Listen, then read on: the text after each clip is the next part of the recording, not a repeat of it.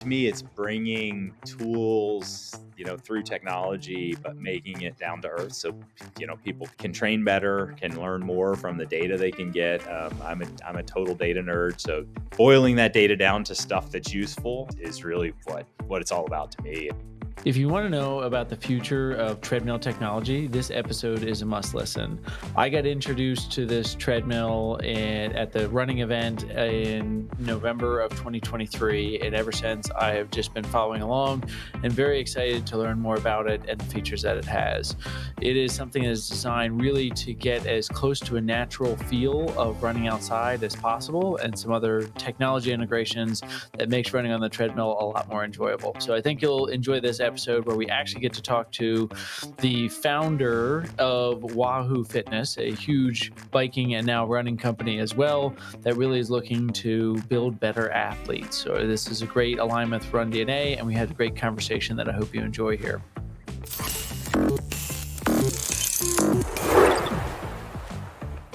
Hey everybody, Doug Adams here from the Run DNA podcast, and an exciting episode today.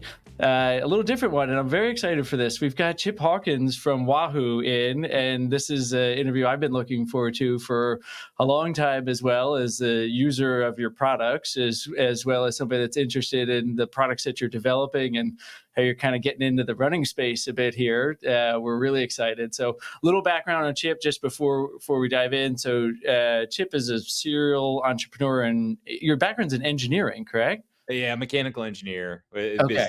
business degree as well, but Business degree as well. still an Yeah. engineer. Yeah. I had to, I'm sure, because I read a little bit of the history. Like Wahoo started actually as a dock company, right? Yeah, where not the name Wahoo comes from your dock Yes, I was business. building Correct? floating boat docks and had a wild hair to build an iPhone accessory to get heart rate into my iPhone, and Nice. that turned into Wahoo Fitness, which is far cry from a boat dock business, but it worked. So. Hey, you never know where your path takes you here. You just gotta enjoy the ride along the way, or the run there. So, it sounds like you're a big tinker. Enjoys fixing things, building things. You've built a lot of and been a lot of the products and part of the products from Wahoo Fitness that really focus to solve personal pain points you've experienced as, I think he wrote this, a struggling cyclist and triathlete, and now more recently a runner, which I like that you as a cyclist can identify and say, I'm a runner there. So welcome to the running community, Chip. Yeah, thank you. Yeah, it's a little hard at Wahoo. We were, arguably have been a cycling company for a long time. Triathlon, yes, but mostly indoor cycling. And I kind of became a hardcore runner. I think the Boston qualifying adventure is what sucked me in many years ago, and I've really never looked back. So I still ride, I still do triathlons, but I run every day just about, and so riding's a side light to my running adventures. Nice. Okay, so you went straight into marathon as you went in. You just said, I "Let's st- go." well no my So I started late in life, mid 30s. Okay. Was really never an endurance athlete at all. I grew up windsurfing, sailing, kind of motocross, anything. I was not into endurance athletics at all. And a friend got me into doing like signing up for a boot camp, got excited about that, which led me to a sprint triathlon, and I just sort of became obsessed. So first few years, a lot of cycling, Yeah. which is kind of during the time that I started Wahoo Fitness, and didn't like any of the gadgets that were available, any of the technology, and ended up starting a company around kind of building new gadgets for people and indoor trainers and heart rate monitors early on, and Yeah. over time started getting more into running. Some wild hair. There's always the next kind of goal, and somebody said you should try to qualify for Boston, and I think that was like 6 marathons later before I finally did it. I did everything right and had terrible weather, and then did everything wrong with good weather, and one excuse after another until I finally kind of got in there, and by the time I qualified, it was I was hooked, and so I've been running ever since, and I don't know how many now, at least probably 30 marathons, like still running Nice. a lot. So Oh man. All right. Well, I'm going to go into some rapid fire questions, but for, like, it's interesting about that point because I've been my world revolves around running, right? But we talk about how running is similar but different to a lot of sports, and we talk about runners almost every single runner. There are runners exception to this. They're always looking to be better at any point when they're running. Like they want to run farther, they want to run faster, they want to qualify. Whereas you take a golfer and they're just happy to be out there and they're going to, if they hit 100, they're going to hit 100 9 times out of 10. And if they have a good day and hit a 98, that's fine by them. They're not looking to improve. But the running community, they're always looking to better themselves. They're always looking, how can we go farther? Which is one of the draws to the sport, I think. Yeah, absolutely, and I'm 100% guilty of that. Like, what's my next PR? I went from Yeah. marathon down to mile a couple of years ago, and now it kind of Uh, back up. And yeah, I've set PRs because I started late in life. I'm still. yeah. It's been a couple years since I set a PR. I think half marathon. I'm going to do a half marathon in a couple weeks, and I'm hoping to set a PR Nice. because that's a soft one for me. I've never lined up being in shape with doing a half marathon, and somehow I skipped doing a lot of them. So I'm hopeful. We'll see. Oh no, I'm going down to the mile right now. Actually, I'm training for a mile. We have I don't know if you ever met Drew Hunter is one of the professional runners I work with. He's training me to run a mile, kind of flipping and reversing a little bit there. And he was a former record holder for high school for mile. And it's really fun actually going and running fast for a little bit too.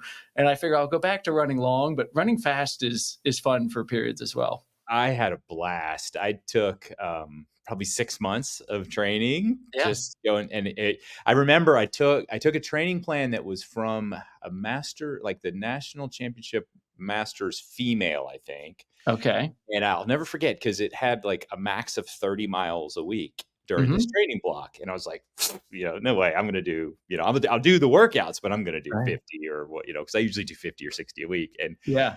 first week it was like 30 I was like, okay, I get it. I'm not going to do more than 30. Those short, fast workouts, it's a different level, a It different, is. it's complete. So yeah, the mileage was right for mile Yes, training for sure. for that. Yeah.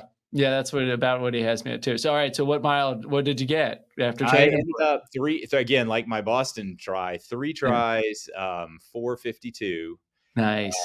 at 53 years old. So that was That's my, awesome. yeah. A buddy of mine's the one that got me started. He was going to do a 50-mile race on his 50th birthday, and somewhere Mm. during his 49th year, he said, "No, I think I'm going to try to run a 5-minute mile instead." And so I did it with him when he did it, and I was like 49 at the time, and then I waited a couple years and ended up going through the same exercise. And Yeah. Oh, it's that's tough.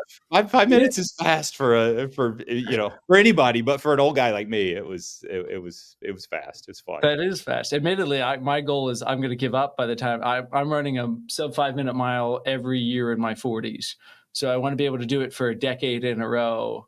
And I figure so, but admittedly, I'm going to give up running that fast by the time that you were running the 4:52 there, which is a fast time. Nice work. Thank So, all right, a couple other quick rapid fire kind of questions here. Craziest thing you've ever experienced or seen on a run? Oh gosh. Mm, I have no idea. I have no idea. Maybe most recent one, the Yeah. Chick-fil-A delivery robot down the Oh, sidewalk, right here near Wahoo. really? Oh, Yes, that's cool. nobody around. It looks like a Yeah, little four-wheel bicycle thing, and I guess yeah, they load your order in and they just send it off in the neighborhood. So yeah, really? insane. That's wild. Yeah, they're based out of near Atlanta, right? So that's They're probably based in Atlanta, which is the only yeah. reason I can think they're doing it because it's So they're running like down busy roads around our office. This is right near my office, Chastain Park, and yeah, yeah, I saw it yesterday, like almost getting hit by cars. It was blocking a four-way intersection. So really. that's probably not the craziest. Maybe I'll come back to it if Come something back else to comes think about that. It's like up. Drew's was that like a tree literally fell right in front of him.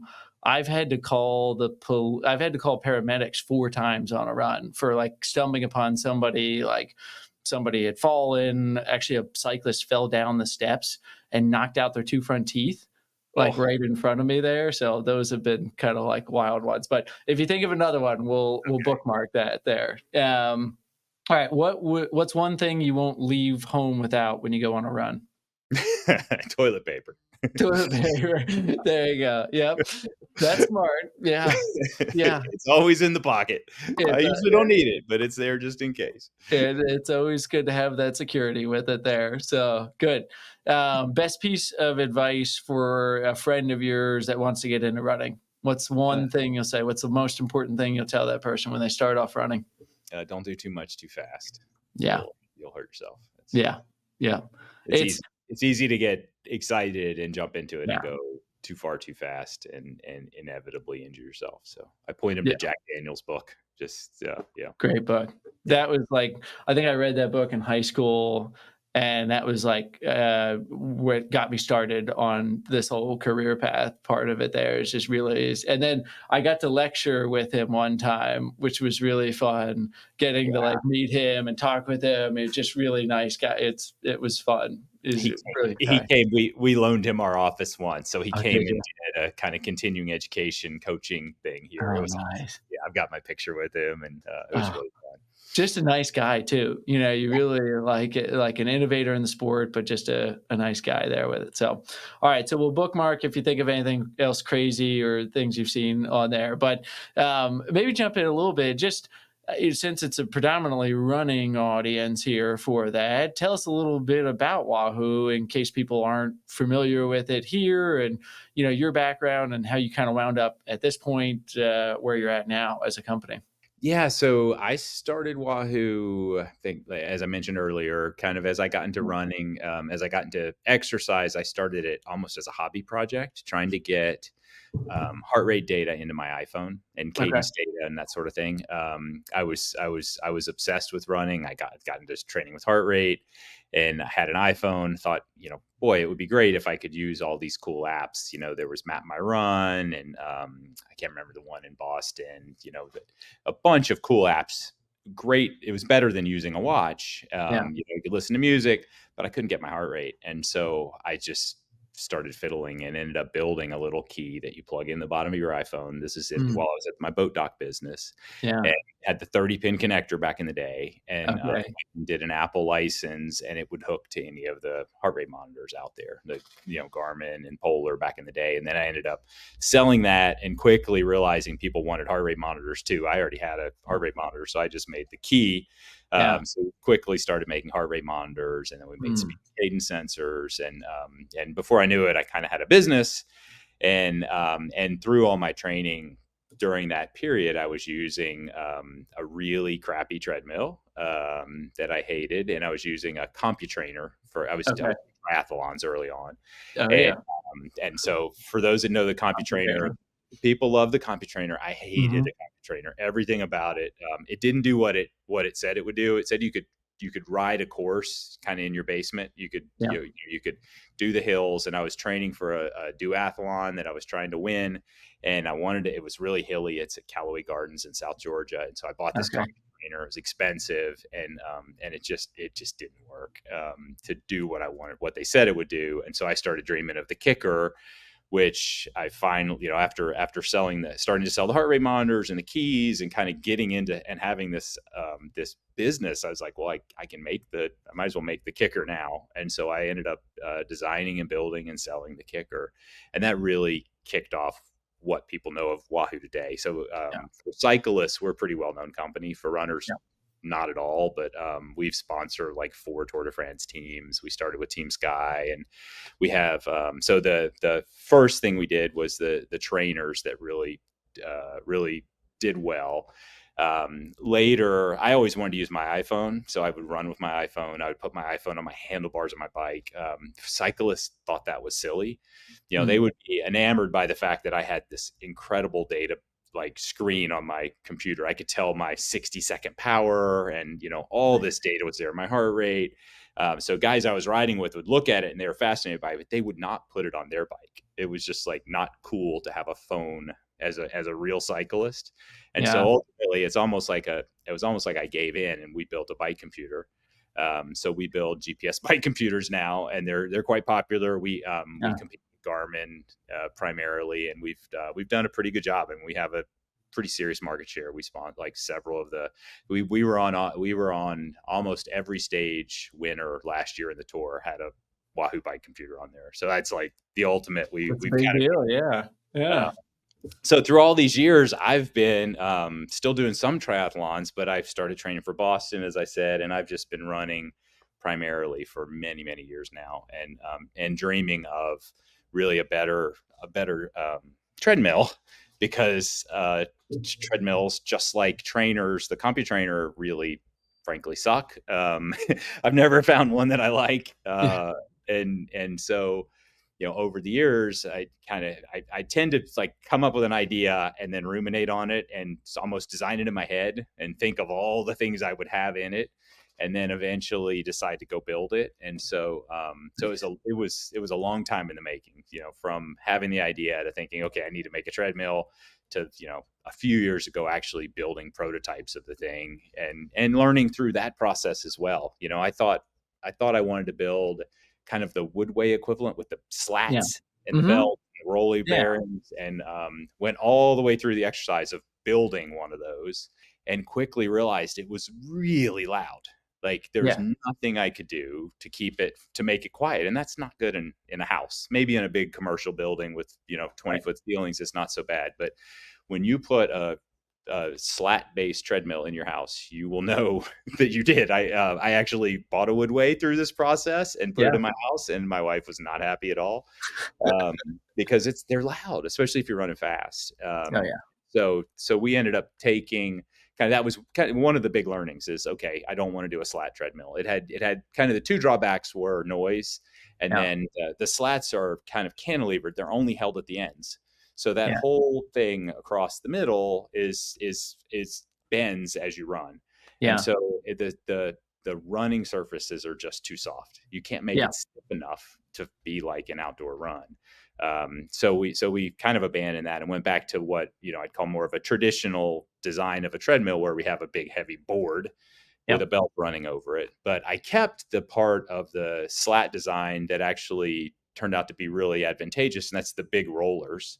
So we Yes. have much larger rollers than Mm. typical, and that allows us to almost create the opposite effect of what the slat treadmills do. We put all the motor, the belts, everything inside, the Very top and the cool. bottom belt, and inside those rollers, and it ends up making it really quiet. We capture all the Ah. noise, and you get the full belt is runnable. There's no big bulb in the front that you can kick with your feet. Yeah. So it kind of lets you hide all the mechanism inside. So I so we ended up.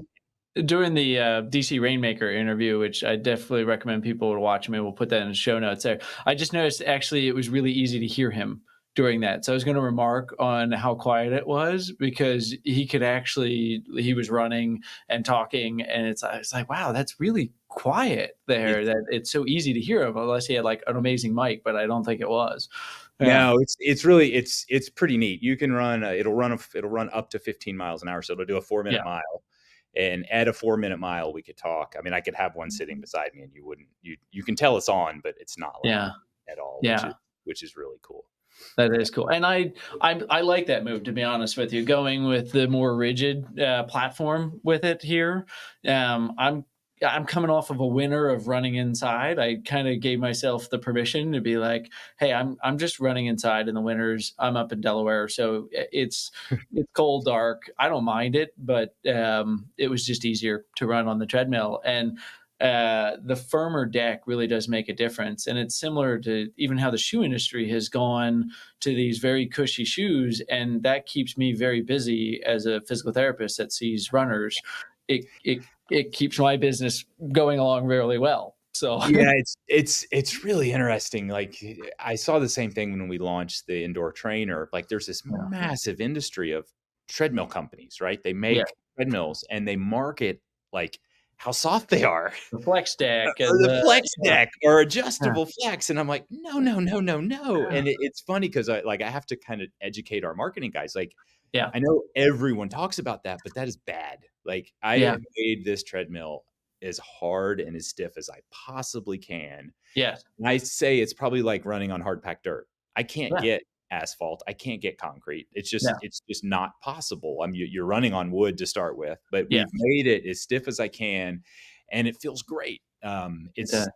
It's so that and that, but it to me it's common sense, but you Right. have to re-educate people because if they read if they read competitive things about treadmills, Yeah. the soft decks are actually marketed as a good thing. It's like they're not. So No. it's a tough thing to do, but hopefully people will understand and pick up. And as soon as they run on it, they can't explain why, but they're like, "Man, I really like this treadmill," and Oh which yeah. is great. I've been to like 3 trade shows now with our treadmill. We aren't selling it yet, like publicly, but we've taken it to the Boston Run Show and the LA Marathon and down to the Olympic Marathon trials. And so I think we've had like over 1,000 people run on it, and we've even done some videos where like getting their reaction, and it's the most satisfying thing for me, like as Oh the yeah. guy that got to kind of like It's I like see my baby and I see people use it. I'm like, oh, they really do. It really does work. they like it. Yeah, they like it. Well, as an engineer, are you familiar with like the term we talk about stiffness of the belt, but are you familiar with like spring mass model and stiffness and how that works with like the lower body as well there? Yeah, yeah, yeah, yeah. Yeah, because I mean, that's the whole thing. I think, and that's the problem with these really cushy shoes and cushy decks, that it changes the way that your body absorbs the forces, and that changes the mechanics. And for us, that we're a gait analysis company, right? So our idea is we're trying to get as accurate of a view of what you're doing while you're running as possible. So I'm excited about this deck because it is going to be more realistic of what are the as close to what we can possibly get of running outside, Let you but see get what the people are really consistency. running. Yeah. Yeah.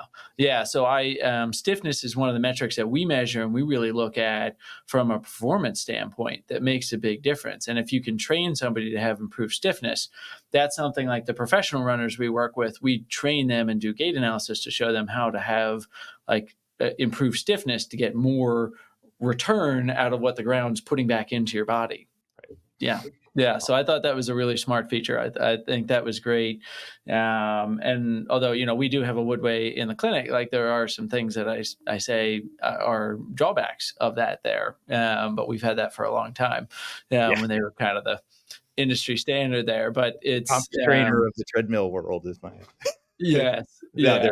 they're great. I mean, I have one, but they're yeah, it's not a Wahoo.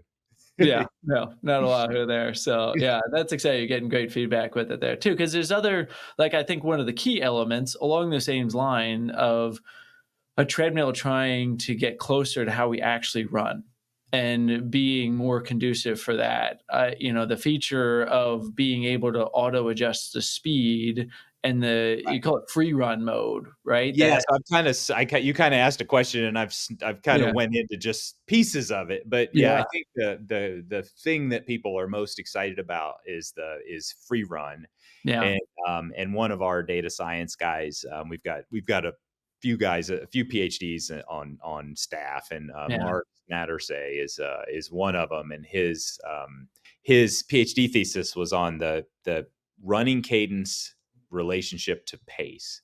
And yeah. that's how I met him. He was at the Ant conference, and DC Okay. Rainmaker was there, and so I was out in the parking lot running with a GPS and a metronome, Mm. and it was fascinating. Sorry, I'm going on a complete aside, but No, this is a perfect tangent for this podcast. That's it perfect. Yeah. it was so neat. So I'm watching Ray Maker run around Yeah. the parking lot in Canada with a metronome, and Mark's Yeah. thesis was your cadence naturally varies with your pace. Mhm. It's not To a degree. Yep. you Yeah. don't want to just have one. So Right. you vary your stride rate and your stride length. But Mhm. if you can, he can control your pace incredibly accurately by monitoring your cadence and having a stimulus to drive your cadence. And so what he Mhm. would do is let Ray run around, Yep. and if he's running a 9-minute mile, then he picks up his cadence, he plays it back to him in his ear through a metronome, and then you just slow that metronome down and say, okay, now Ray, just run to the metronome, and you can set someone's pace. And Right. so Mark and I used that, and we actually he wrote an app and came to work for us. He was a PhD candidate and then a PhD, but after he graduated, he came to work for us, and we made an app called Cruise Control, and you could Mm. listen to music, and we would dynamically adjust the music to control your pace. Huh. it Huh. worked really good, but we Yeah. it was before its time because it was back before Spotify, so you only Right. had like your Apple library on your phone, and it works really well with music that's in around your running cadence, like 170, 180. But there's just some music you don't want to run to, so we'd have music that just wouldn't scale right. So you're taking something that's really slow and running it really fast. But anyway, Mark in his lab had a treadmill that did this Yeah. big scientific machine using Yeah. cameras, and so he was telling me about it. I was like, man, that's a fantastic idea. We should take that and just turn it into a commercial product. So I Yeah. can't take credit for you know coming up with the idea of doing this run free, but we eventually turned it into, put it into our product. And it's not easy to do. Like, you can't take No. anything off the shelf. There's no No. motor controller that you can buy in China or Taiwan. We had to design it all from scratch because you have to be able to speed up and slow down really Yeah. fast to be able to keep up with people as they're adjusting. But the way that it works is you start running on the treadmill just like you would with a normal treadmill. We have paddles to adjust your speed. And once you get Yeah. up to any kind of reasonable pace, 12-minute mile or better, you can push a button we call run free. And wherever you are on the belt, when you hit the run free button, you're locked at that position on the belt. So then Yeah. you can just run along. And if you speed up, naturally what happens when you speed up with a regular treadmill is you'd move forward. What we do is we have a sensor that recognizes where you are, and as soon Right. as it senses that you're a centimeter closer to the front of the treadmill, it's like, no, you're not, and we speed up.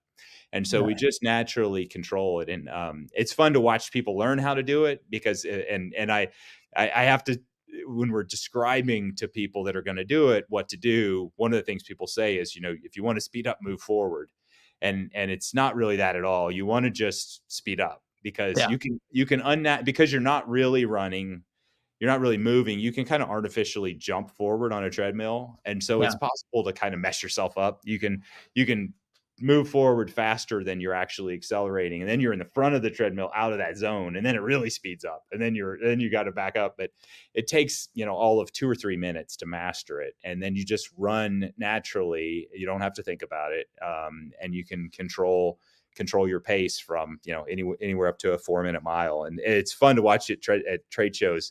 People tend to run really fast. They're like, they Oh, love yeah. it. And the other thing is people aren't used to slowing down on a treadmill. It's just like, Yeah. what happens? What would you expect to happen if you slow down on the treadmill? You're going to get thrown off the back, but it Right. doesn't happen at all. It just slows down for you. So getting through those first few, like, wait a minute, this isn't natural. Just takes it's a really quick thing. And you can see, I'm sure Raymaker did it, and kind of Yeah. Oh, everyone's it's fast. everyone It was sort of like says, yeah, you can instant. learn it quick, and then it's kind of like, this is really cool. And the other piece of this treadmill is we most treadmills have like all this information on the screen, like Right. built-in programs, lights, bells.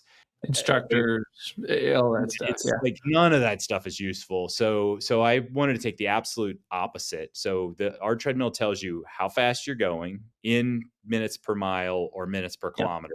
And then it tells you what your current grade is. We don't have a timer. We don't have distance. That's not what the treadmill's for. And typically, if you're recording with a watch or an iPad or an Apple TV or some piece of software, which is what we're intending you to do, Yeah. there's this disconnect between what's your watch say and what's the treadmill say. And Yes. like, so just get rid of that. So ours has no concept of distance or time. It's Mm. just a device that lets you run. And Yeah. then you can connect it to your watch if you want, or you can connect it to an Perfect. iPad. And we've got apps. But like we work really closely with Zwift, Yep. which people in the cycling world know really well, but it's like a virtual gaming world for cycling or running. And so you can jump in there and run with other people, and it'll drive the grade. So as you're running Right. around on hills, it's automatically controlling the grade. And with Run Free, you just run as fast as you want. And I'll jump in and do a race in 5K in Central Park. And so Right. you're literally running against 100 other people In and Central Park. in Central Park. Yeah. And it's really neat because it's, I'm naturally competitive, and I'm thinking, Yeah. I'm not going to race somebody on a treadmill, but invariably I end up running like all out the last half mile, and it's like, Oh even though yeah. I didn't like, it's not a race day, I'm supposed to No. be doing, like, an easy run, and I end up, going way too fast, so Zwift does bring out the competitiveness in you there. Yeah, and that's I mean, such a long way. Did you ever know Milestone Pod? Do you remember Milestone Pod? yeah, yeah, yeah, I Yeah, did. so that was, like, the first foot pod that Zwift started using. They were based out of Maryland and a group that I used to do a lot of consulting with on, like, the Okay. wearable tech, and so that was, like, the first foot pod. When Zwift came out with their first foot pod, it was basically a redone Milestone pod with some Yeah, of that stuff. So yeah. this is like a long way coming from that because Zwift is great. I love it. It's very entertaining. It's fun for this, and it would engage a lot more runners, I think. And if the treadmill is just such an easy integration into it, it makes indoor running a lot more fun. Yeah, so now you get a direct connection to it, so the distance is right, the pace is matched perfectly, it's Yeah. controlling your grade as you're running along, so it really makes a good, it kinda makes indoor treadmill running into a social experience, which is new Yeah. to most people. Cyclists have been doing it for a while now, but Yeah. it's really neat. Yeah, and to go back to two of like your point about your advice that you gave for runners about not running too fast, like take it slow, kind of go into it. And then this is kind of that same benefit because what we see is a lot of people get injured in the sport of running. That's just a reality of it is. It's like half of runners at any given time and upwards of 82% of runners every year are injured, which is a sobering statistic there. But I think that one of the big reasons that is that people run too fast and they think that they're faster than they are and they let the ego creep in a little bit. And I think that that's where some people get in trouble with treadmill running Yeah. is like the what I like about the treadmill is it kind of keeps me honest and I can just go and I'll say, "Hey, all right, I don't want to run any faster than this today." And it's helpful with that. And they tend but I think a lot of people will do the opposite and they're like, "Well, I should be able to at least run 9.0 today," but they really should be running like 7.5 that day. And Right. they overtrain a bit. And if this allows for that, even if you are planning to do 9.0 miles an hour, the natural variance, like when you're running a 6:30 mile, like you're not running 6:30 for 6 minutes and 30 seconds. There's Right. variance in that. Yeah, that's another, and I'll keep going on these asides, but, Yeah. we also sell a watch that, Yeah. that one of the things I was trying to do was get the instant pace just Yes. perfect, it's a GPS watch, Yeah.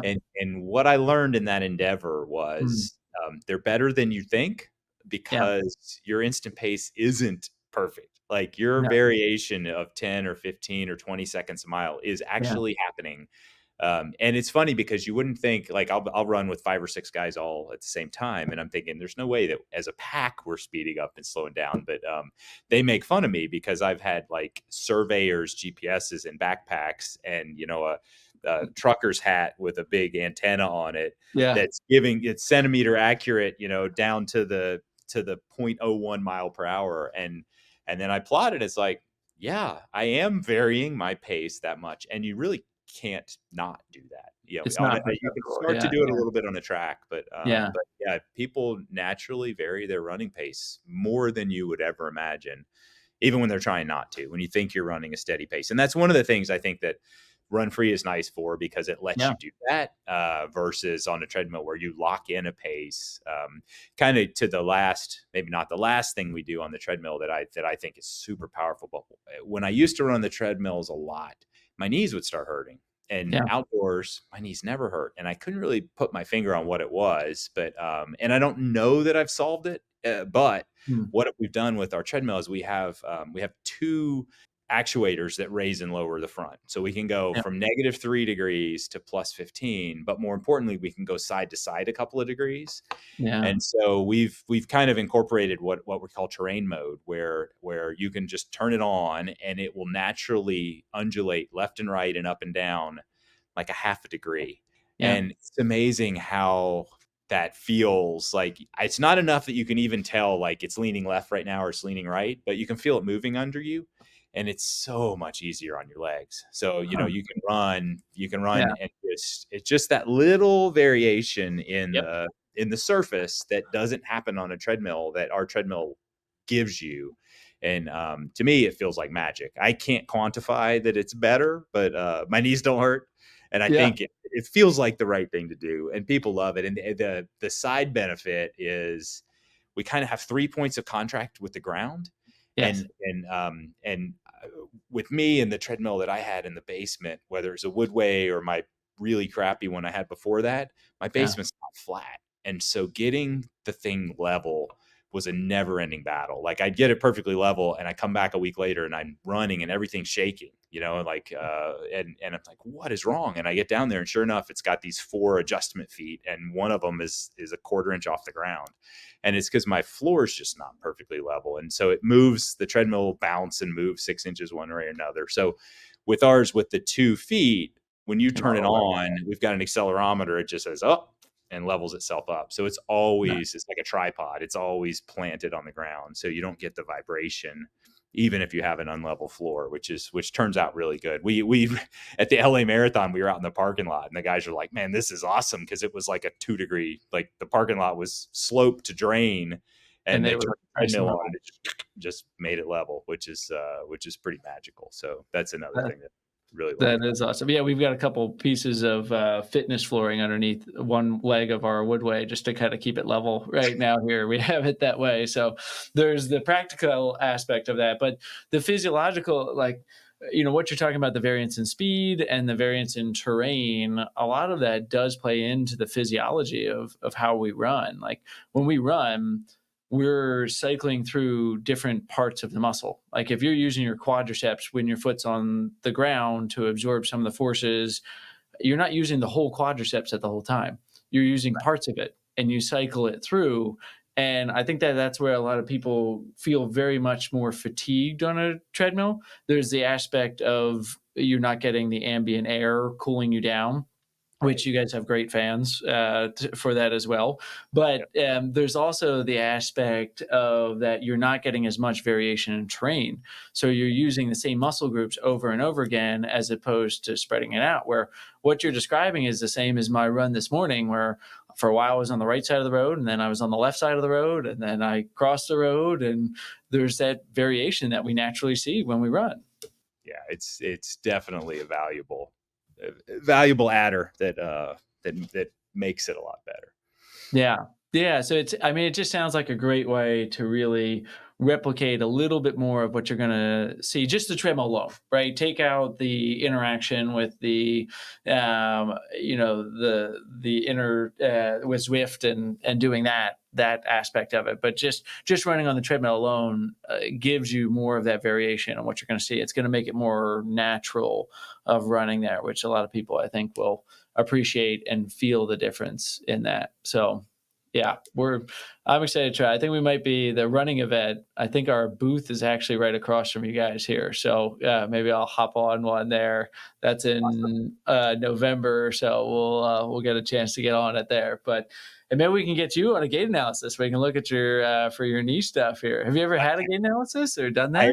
I've never had a gait analysis. No, I Really? should. I should. I've worked myself up. I was used to be injury prone, Achilles and everything else. And Mm, knock on wood, I've managed to not really get injured much anymore. good. Maybe I'm not pushing as hard as I used to. I don't know, but it's been a long time since I've had an injury, so we'll see. I think the engineer in you will love the data aspect of seeing and understanding, because it's one of those things, like you're saying, people get on the treadmill and they get this like, oh, that feels different. We change their form, and my favorite thing to do with a running analysis is we have like an algorithm that interprets all the data and then it tells them how to change their running form. And then we give them some cues and some drills, and then we have them run again. And when they run again, they start running. They're like, wow, this is different. Yeah, different. And then you say, okay, go back to your old way. And they're like, no, I won't do it. I'll never run that way again because it feels like so different there from it. So that aha moment is kind of fun when you can leverage technology to help people realize that aha moment, just like you're doing there. Yeah, absolutely. Yeah. So, um, well, I'm super excited about the treadmill, and I think it's just going to be an amazing thing. Just how is this in line with Wahoo's mission, right? Because Wahoo has a really great mission that I think I really resonate with here, and it sounds like it's just right up the alley of this. But maybe you can even say, "Hey, what's next after the treadmill, or what else are you working on?" That of building better athletes is the mission for Wahoo, right? So, Yeah, yeah, building the better athlete in all of us. yeah, And it really is. Like, to me, it's bringing tools, through technology, but making it down to earth, so people can train better, can learn more from the data they can get. I'm a total data nerd, so boiling that data down to stuff that's useful, is really what it's all about to me. And making devices that people love. I'm a gadget head, so being able, yeah, I mean, it's a dream come true to be able to spend my life building cool stuff, and then see people kind of enjoy it, and build a company around it, and have a bunch of yeah, people working here that enjoy it. So yeah, it's been quite a ride, a lot of fun, and I'm loving, like I said, we haven't started shipping this thing yet, so yeah, I'm dying to get it out there. It's we're just starting production, like, yeah, imminently. Like, we've done several runs of it, and we've been working on it, and so we're about to get them really kicked off and get yeah. shipping here soon. Yeah, that's awesome. What do you think the future of wearable technology is? Like, what's to come here with wearables? Yeah, I know I've got some thoughts on what I'd like to see, but what do you think the next evolution is with is it AI? Is it not AI? Is there a different? How do we get the sensors even better? Because that's some of the challenge of it there. Of Yeah, it's a tough one.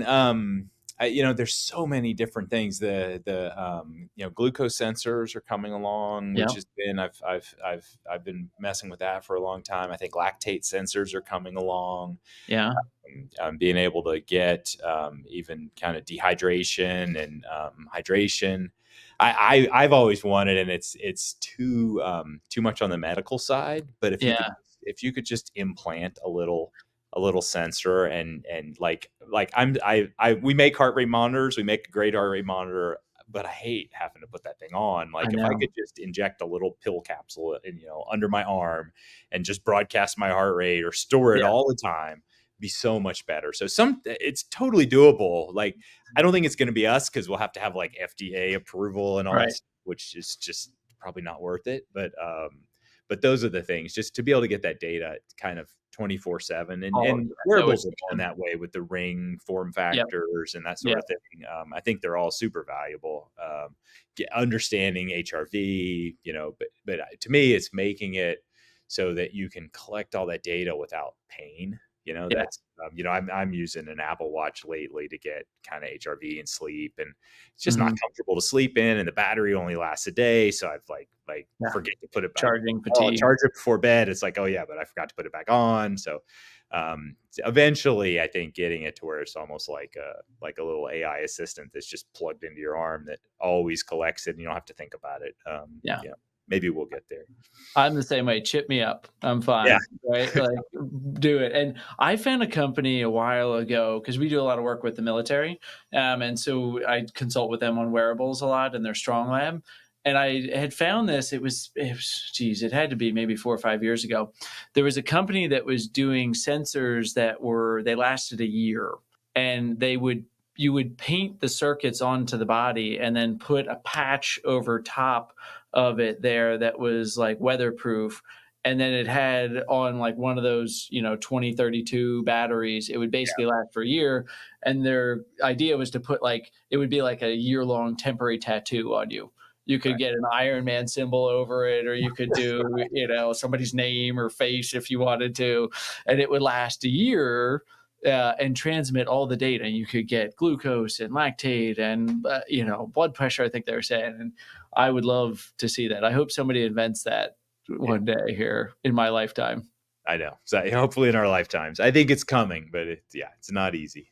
No, no, there's a lot to it, but I think things are getting smaller and faster, and I think if we can solve the battery issue, a lot of that will be helpful there. So, well, Chip, this was great. I really appreciate you being on and kind of talking to us about that. Did you think of any other crazy running experiences or anything else you want to share before we kind of sign off here? No, no, I'm sure as soon as we get off, I will. I know there's Yeah. been so many days, crazy things happening. All too many of them probably is what's going on in my head. Oh yeah. Now, how can people like? I think I saw online you can kind of get in line to get a treadmill, and it's a refundable deposit. Yeah. So Yeah. when we started production, we started taking deposits, fully refundable, just to kind of sense demand. It's one of those Yeah. things, with our bike computers or our kickers, we know how many to make and how many we'll sell. And the treadmill business is, there's a lot of treadmills sold, but we have no idea. Are we going to sell 100, 1,000, 10,000? So we're using the deposits to kind of judge how many we should build and to get people in line, because we're gonna take it slow at first. We're starting in the U.S. only. Like the U.S. is not our largest market for cycling. Europe is, but we're starting here because it's home delivery. It's a big, heavy product. We've got to get it right. So yeah, you can do a $500 refundable deposit to get in line, and I don't know exactly where it is now. It's later in the year. Like there's a pretty good waiting list now, which is awesome. So if you want to get on by end of year, like holiday kind of time here, you might want to. I think we're still in this year for sure, but it's creeping up there. So and every time we get more publicity, we get more deposits and everybody. So we've got it on like a TV downstairs in our engineering lab, like watching the deposits come in. So it's exciting. That's exciting. So, well, great. Well, thank you for being on. Maybe we'll get to do your gait analysis in November here. If you make it out to that show, that would be fun and get a chance to see it. And but I know I'm excited for it as well, and just appreciate the time and thought and effort. And it's nice to have a product designed by somebody that is a runner and understands it and is looking for some of those things and was so thoughtful for it. So congratulations on a great product there. Thank you. Yeah. All right. Well, thanks everybody for listening. As always, head over to rundna.com if you want more info for our newsletter. And you can check this out on YouTube as well. And we've got more information coming for you. So hope everyone enjoys their running. Thanks for listening. Like what you hear? Leave a review of the show wherever you listen. And don't forget to subscribe so you never miss an episode. Run DNA helps runners and running specialists through education and technology to identify each runner's unique injury profile to avoid setbacks and maximize results. The Run DNA podcast is produced by Ace Running LLC. The Run DNA podcast is intended for educational purposes only. No clinical decision-making should be based solely on one source. While care is taken to ensure accuracy, factual errors can occur. Always seek the guidance of qualified medical professionals before making healthcare decisions. Find us online at rundna.com.